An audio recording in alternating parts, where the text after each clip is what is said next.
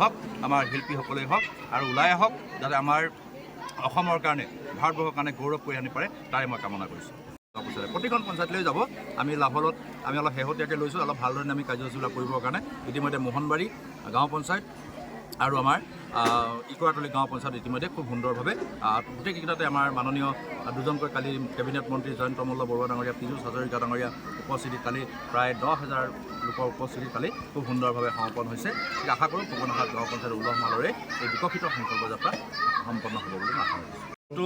বিকশিত সংকল্প যাত্ৰা আমাৰ ফুকনহাট গাঁও পঞ্চায়ততে ইতিমধ্যে ভাৰত চৰকাৰ আৰু ৰাজ্য চৰকাৰৰ যৌথ প্ৰচেষ্টাত এখন আমাৰ ভেন অহা হৈছে আৰু সেই ভেনখনৰ মাধ্যমেৰে এই গোটেই কথাখিনি প্ৰকাশ পাব লগতে আমি কেইবাটাও ডিপাৰ্টমেণ্ট 10টা ডিপাৰ্টমেণ্টত তাত আমি ৰাখিছোঁ বিশেষকৈ আমাৰ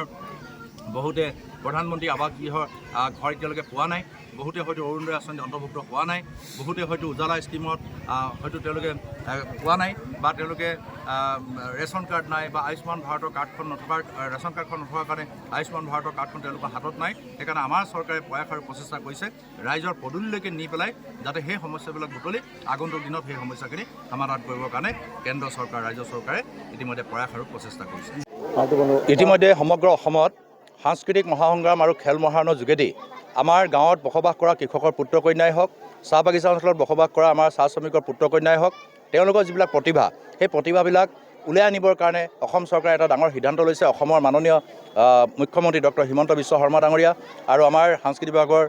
মন্ত্ৰী আমাৰ বিমল বৰা ডাঙৰীয়াই তেওঁলোকৰ প্ৰচেষ্টাত ইতিমধ্যে সমগ্ৰ অসমত এই ধাৰাবাহিকভাৱে নিৰন্তৰভাৱে আমাৰ এই যি গাঁৱৰ কৃষকৰ পুত্ৰ কন্যাই হওক বাগিচা চাহ শ্ৰমিকৰ পুত্ৰ কন্যাই হওক তেওঁলোকক যাতে তেওঁলোকৰ প্ৰতিভাবিলাক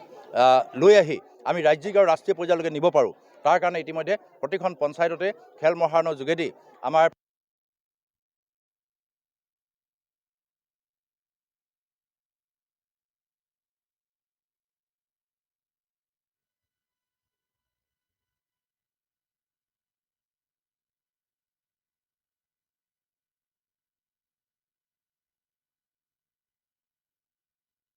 এদিন বিশ্বৰ দৰবাৰলৈ যাবগৈ মই আশা কৰিছোঁ